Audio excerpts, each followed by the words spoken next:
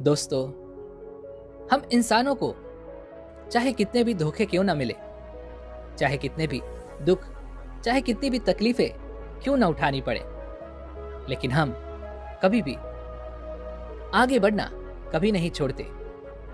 हम हर रोज नए लोगों से मिलते हैं, नए रिश्ते बनाते हैं।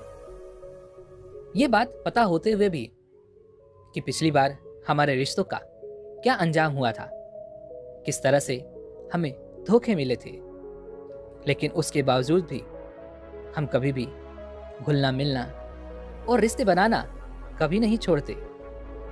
तो सवाल यहां पर यह उठता है कि क्या हम गलत हैं? क्या हमारे मन को यह बात समझ नहीं आती कि अकेले रहना क्या होता है, धोखा खाना क्या होता है? तो फिर हम भला अकेले रहना कैसे सीखें? यदि हम आज के युग की बात करें तो विज्ञान ने काफी आगे निकल चुका है। विज्ञान की मदद से आज हमारे पास वो सारी सुख सुविधाएं हैं जिससे हमारा काम चुटकियों में हो जाता है। लेकिन दूसरी तरफ यदि हम वास्तविकता को देखने का प्रयास करें तो इसी विज्ञान के मदद से हमारे पास मनोरंजन के भी हजारों नए तरीके हैं, जिस कारण हम खुद के साथ ही वक्त बिताना भूल चुके हैं। जब भी हमें खाली वक्त मिलता है तो हम अपने मोबाइल का इस्तेमाल करते हैं, या तो उससे बातें करने में लगे रहते हैं, या तो फिर कुछ ऐसी चीजें देखने में लगे रहते हैं जिससे हमें कोई ज्ञान नहीं प्राप्त होने वाला, जिससे हमारा समय भी पूरी तरह से नष्ट होता चला जाता है, लेकिन हमें इसका तनिक भर भी आभास नहीं है। और समय बीतते बीतते हम ये तक भूल चुके हैं कि अकेले रहना क्या होता है, अपने साथ समय बिताना क्या होता है, अपने अपनों के साथ समय बिताना किसे कहते हैं। तो अब यहां पर सवाल ये उठता है कि आखिर हम अपने साथ अपने अकेलेपन का, अपने एकांत का आनंद कैसे उठाएं?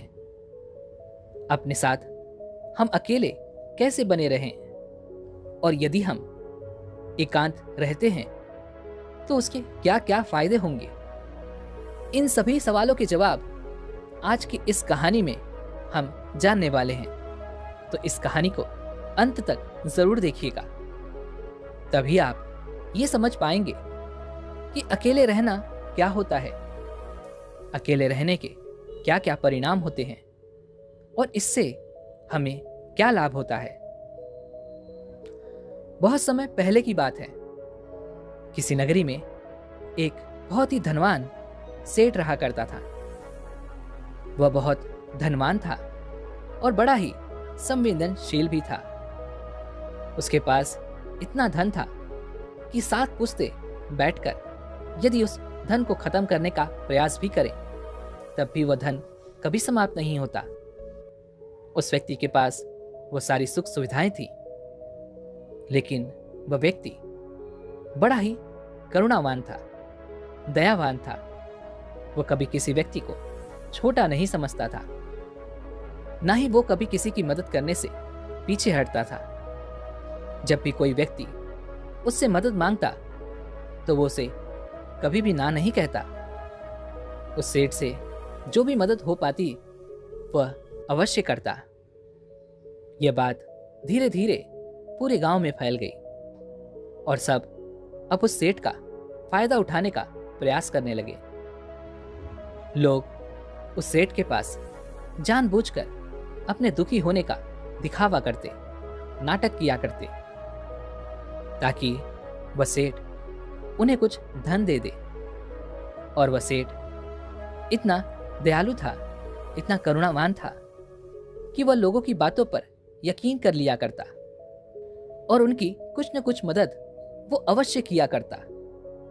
और उस सेठ को हमेशा बस यही लगता था कि वह उन जरूरतमंदों की मदद कर रहा है जिन्हें उसकी सच में आवश्यकता है, जिस कारण उसका मन बहुत शांत रहता और वह मन ही मन बड़ा प्रसन्न भी रहा करता था।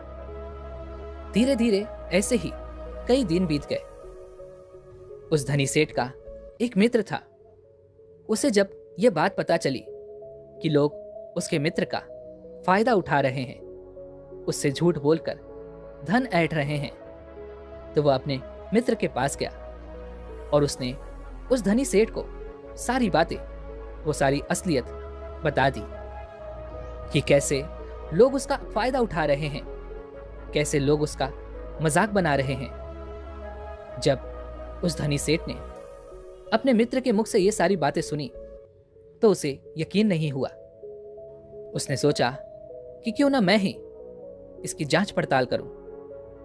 और उसने जब जांच पड़ताल की तो उसे भी यही पता चला कि लोग उसका फायदा उठा रहे हैं, उसका मजाक बना रहे हैं।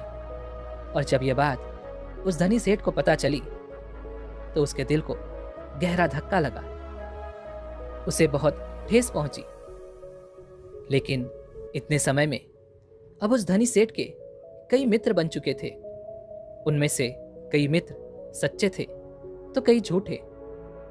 लेकिन उनमें से कौन से मित्र सही थे और कौन गलत, यह उस धनी सेठ के लिए जान पाना बहुत मुश्किल सा हो गया था, क्योंकि वह अक्सर ही भीड़ भाड़ में घिरा रहता था। चारों तरफ उसके सच्चे और झूठे मित्र उसे घेरे रहते थे। लेकिन जब उसे इस धोखाधड़ी का पता चला तो उसने यह तय किया कि अब से वह अकेला रहेगा, एकांत रहेगा। ना ही वह किसी से ज्यादा मित्रता रखेगा और ना ही किसी को अपना ज्यादा समय देगा। धीरे धीरे जो भी लोग अब उसके पास मदद मांगने आया करते, उन्हें हवेली के बाहर से ही लौटा दिया जाता, ये कहकर कि अब वो सेठ आपसे नहीं मिलना चाहते। धीरे धीरे ऐसे ही समय बीतता गया और जो भी उस हवेली पर उस धनी सेठ के पास मदद मांगने जाता, उसे खाली हाथ ही लौटना पड़ता। समय बीतने के साथ साथ अब उस धनी सेठ को भी अपने मित्रों की याद सताने लगी, जिनके साथ वह बैठकर मौज मस्ती किया करता, गप्पे मारा करता। अब उसे वह मित्र याद आने लगे थे, उसकी याद उन्हें सताने लगी थी। लेकिन तभी अचानक उसे यह भी याद आया कि किस तरह से उसके मित्रों ने उसका फायदा उठाया, किस तरह से उसे बेवकूफ बनाया और तो और झूठा दिखावा करके कितना सारा धन उससे ऐंठा गया। यह सोचकर वह अपने किसी भी दोस्त से मिलना नहीं चाहता था, ना ही किसी की संगत में वह रहना चाहता था। वह तो बस अब अकेला रहना चाहता था, जिस कारण उसने अब सत्संग जाना शुरू कर दिया था, ताकि उसका मन लग सके, ताकि वह अच्छा महसूस कर सके। उस सत्संग में उसे कई सारी ज्ञान की बातें भी सीखने को मिलती, कई सारे ऐसे उपदेश जिससे उसका पूरा जीवन बदल जाए और दूसरों के विचार भी उसे सुनने को मिल जाते।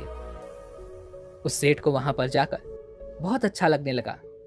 वह एक बार फिर से वही खुशी और आनंद महसूस कर रहा था, जिस कारण वह रोज उस सत्संग में जाने लगा और ज्ञान के वह उपदेश वह सुनने लगा, उन्हें अपने जीवन में उतारने लगा। यूं तो कहने को वह बहुत ही धनी था, लेकिन उसके बावजूद उसके मन में कोई भी आनंद की झलक नहीं थी।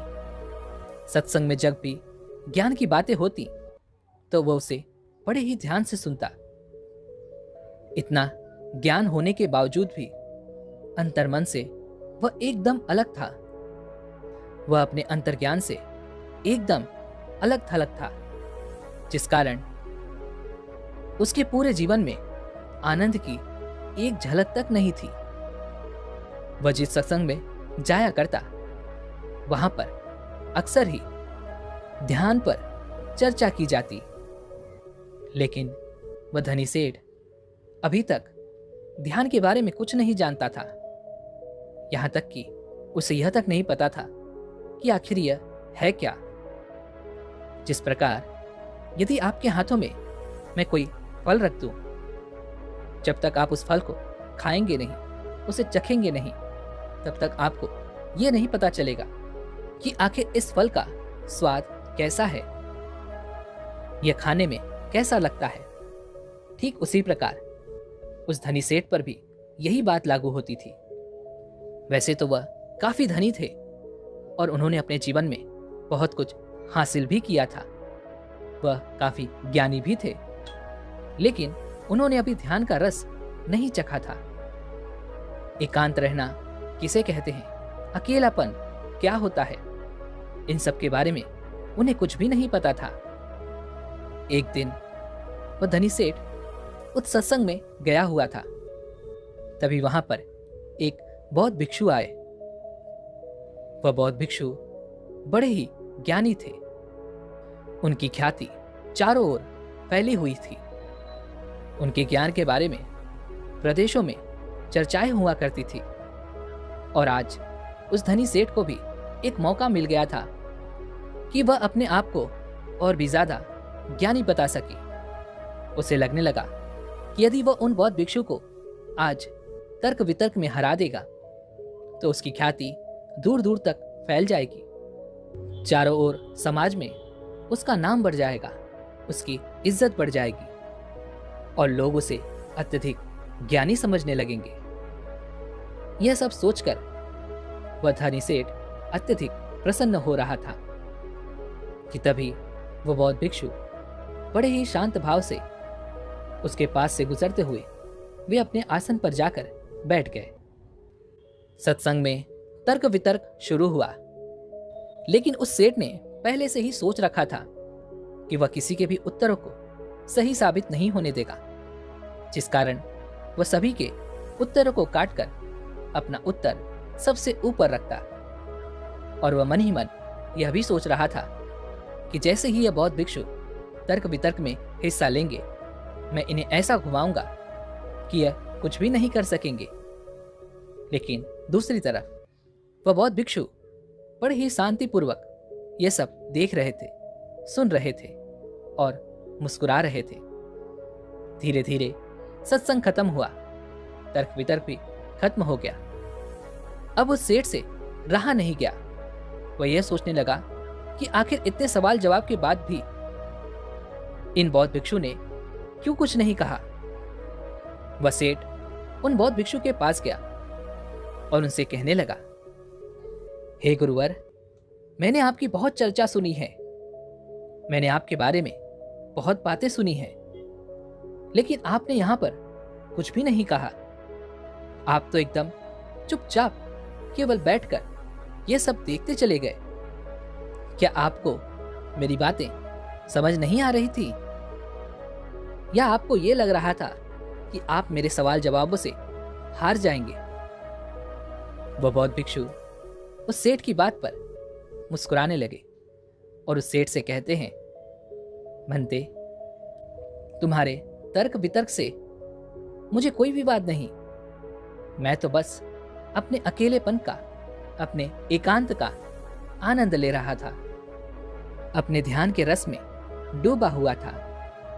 ऐसी बात नहीं कि मैं तुम लोगों की बातें नहीं सुन रहा था, मैं उसे पूरी तरह से जागरूक होकर सुन रहा था, लेकिन मेरे मन को कोई भी प्रतिरोध नहीं था। यह सुनकर वह धनी सेठ उन बौद्ध भिक्षु से कहता है, आप क्या कहना चाहते हैं? तभी वह बौद्ध भिक्षु उस धनी सेठ से एक बार फिर मुस्कुराते हुए कहते हैं, बेटा, मैं जानता हूं कि हर कोई ज्ञानी बनना चाहता है। वह अपने आप को सर्वश्रेष्ठ ज्ञानी मानता है, जिस कारण वह हर जगह से ज्ञान इकट्ठा करता है ताकि उसे ज्ञान के मामले में कोई भी पीछे न कर सके। लेकिन यदि कोई ज्ञानी व्यक्ति इस भूल में पड़ जाए कि वह सर्वश्रेष्ठ ज्ञानी है और उसे कोई नहीं हरा सकता, तो यह उसकी सबसे बड़ी भूल है, क्योंकि सबसे बड़ा ज्ञान तो यही है कि अपने ज्ञान का प्रदर्शन नहीं करना चाहिए, अपने ज्ञान को गिरा देना चाहिए, अपने आप को यह याद दिलाना चाहिए कि मैं अज्ञानी हूं। ऐसा करने से आपके भीतर का अहंकार, आपके भीतर का वह घमंड पूरी तरह से टूट जाता है, डूब जाता है, और तब आपका अनुभव आपके सामने आ जाता है। और वास्तविकता तो अनुभव में ही है, लेकिन लोग तो यहां पर ज्ञान की किताबें पढ़कर अपने आप को ज्ञानी समझ बैठते हैं। वे सोचते हैं कि जो ज्ञान उन्होंने अर्जित किया है वह तो किताबों का ही है, वह किताबी ज्ञान को ही असल सत्य मान बैठते हैं। और यही कारण है कि ऐसे लोग कभी भी एकांत का वह आनंद नहीं उठा पाते, क्योंकि वह तो बेवकूफों की तरह हमेशा अपने ज्ञान का प्रदर्शन करने में ही लगे रहते हैं। उन बौद्ध भिक्षु के मुख से यह सारी बातें सुनकर उस धनी सेठ के दिल पर चोट सी लगी। उसे बहुत धक्का सा महसूस हुआ। उस धनी सेठ ने उन बौद्ध भिक्षु से कहा, आपके कहने का अर्थ क्या है?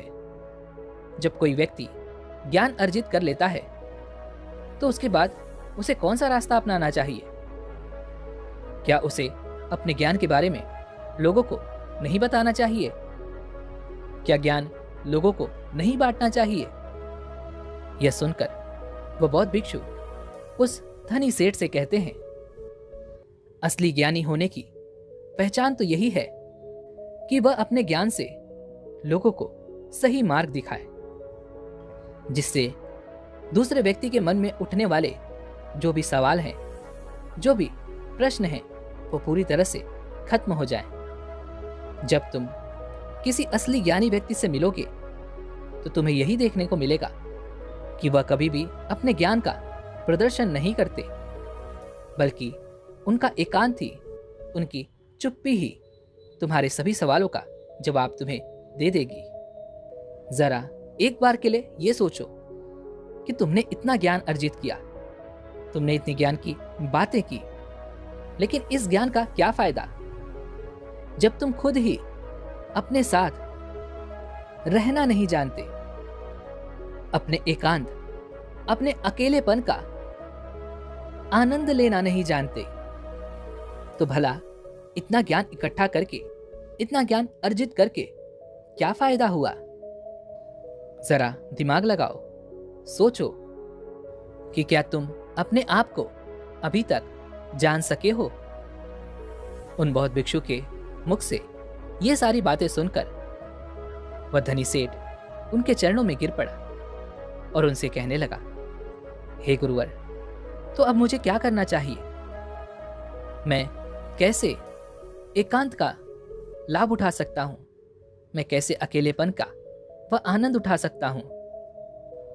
उस धनी सेठ के इस प्रश्न का जवाब देते हुए वह बौद्ध भिक्षु उस धनी सेठ से कहते हैं, बेटा, मैं तुम्हें एकांत के स्वाद को चखने के लिए ऐसे 4 सूत्र बताता हूं। यदि तुमने इन चारों सूत्रों को अपने जीवन में उतार लिया तो तुम अवश्य ही एकांत का रस चख सकोगे। तुम अपने अकेलेपन का, अपने एकांत का अनुभव कर सकोगे। और एक बार तुमने अपने अकेलेपन, अपने एकांत का अनुभव कर लिया तो तुम्हारा मन हमेशा प्रसन्न रहेगा, खुश रहेगा। तुम्हें किसी भी चीज की, किसी भी मनोरंजन की कोई आवश्यकता नहीं पड़ेगी। तुम्हें किसी ऐसे व्यक्ति की भी कोई आवश्यकता नहीं पड़ेगी जिसके साथ तुम अपना समय बिताओ। और आनंद का यह रस परमानंद बन जाएगा और यह हमेशा तुम्हारे साथ ही रहेगा, तुम्हारे भीतर रहेगा और यह हमेशा तुम्हारे साथ ही चलता रहेगा। आगे वो बौद्ध भिक्षु उस धनी सेठ को पहला सूत्र बताते हुए कहते हैं कि अपने अंदर अपने आप को जानने की उत्सुकता को बढ़ाओ। तुम्हें यह जानना होगा कि तुम्हें खुद को जानना क्यों जरूरी है। हमने हमेशा ही एक सवाल जरूर सुना होगा कि खुद को जानना बहुत जरूरी है, लेकिन खुद को जानने के लिए हमें क्या करना चाहिए? तो यह सवाल ही आपका जवाब है। जब आप अपने मन में ये बैठा लेते हैं कि हमें खुद को जानना है, खुद को पहचानना है, तो यही सवाल आपको आपके जवाब तक ले जाता है। आप अपने आप के बारे में जानने के लिए प्रेरित होते हैं। लेकिन वहीं पर यदि आप ये सोचते हैं कि खुद को जानना क्यों जरूरी है, तो आप कभी भी खुद को जानने का प्रयास ही नहीं करेंगे। तो सबसे पहले ये जानते हैं कि खुद को जानना क्यों जरूरी है। हमें अपने आप को जानना इसलिए जरूरी है क्योंकि हम अपने आप को जानते ही नहीं। जैसे कि यदि कोई व्यक्ति आपको कुछ भला बुरा कह रहा है, जिससे आपको क्रोध आ जाता है और आप क्रोध के आवेश में आकर उस व्यक्ति से कुछ अपशब्द कह देते हैं, लेकिन बाद में आपको अपने इसी कहे पर पछतावा होता है, दुख होता है। आप यह सोचने लगते हैं कि मुझे ऐसा नहीं कहना चाहिए था, मुझे उससे कुछ अलग तरह का व्यवहार करना चाहिए था। तो यहाँ पर समझने वाली बात यही है कि आप करना कुछ चाहते थे, लेकिन हो कुछ और गया। जैसे कि आप किसी को अपशब्द नहीं कहना चाहते थे, लेकिन अपशब्द तो दूर, आपने तो जमकर एक चाटा तक जड़ दिया। हालांकि आप ये करना नहीं चाहते थे, लेकिन आपसे ये हो तो जरूर गया है। अब ये करवाने वाला कौन है? ऐसे और कई सवाल आपके मन में उठने लगते हैं। तो आपके अंदर इसे जानने के लिए भी एक उत्सुकता जाग उठती है कि आपको खुद को जानना क्यों जरूरी है।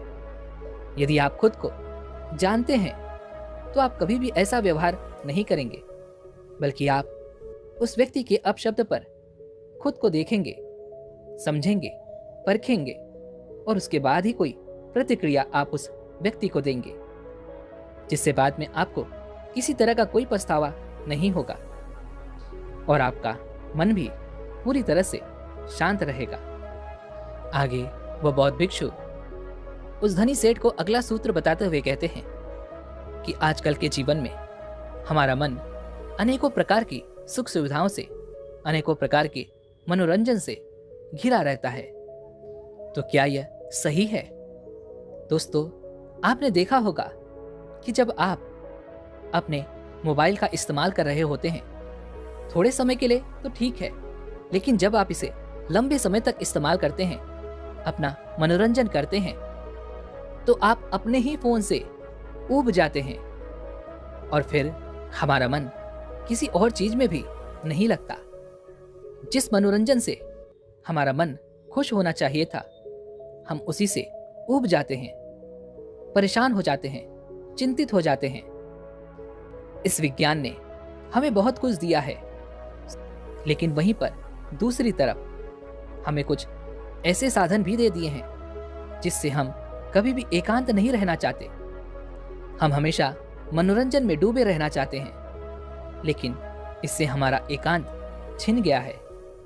और इसका सबसे बड़ा उदाहरण आपके हाथों में है, अर्थात आपका यह फोन। आपने देखा होगा कि यदि आप कहीं जा रहे हो और आपका मोबाइल यदि घर पर भी छूट गया हो, तो आप तुरंत दौड़े दौड़े उसे लेने के लिए वापस घर लौट आते हैं, क्योंकि आप इसके बिना रह नहीं सकते, क्योंकि आप इसके बिना अपने आप को अधूरा मानते हैं।